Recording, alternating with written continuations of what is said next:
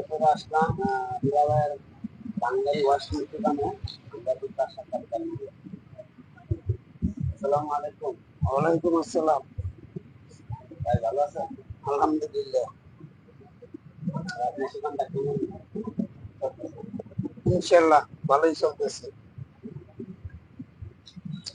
আপনার এই ব্যবসার অভিজ্ঞতা নিয়ে কিছু বলেন।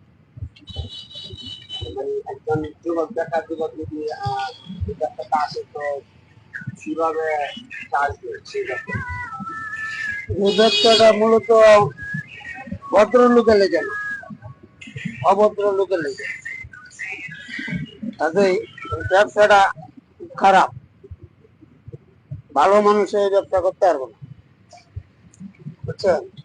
বাঙালি জগৎটা এলো চুরি চাষরামি, চুরি চাষরামি ছাড়া চলতে পারবো না। আপনি হালাল পয়সা হালাল ভাবে মাছ দিয়ে কিনবেন, আপনার মাছ দিব না।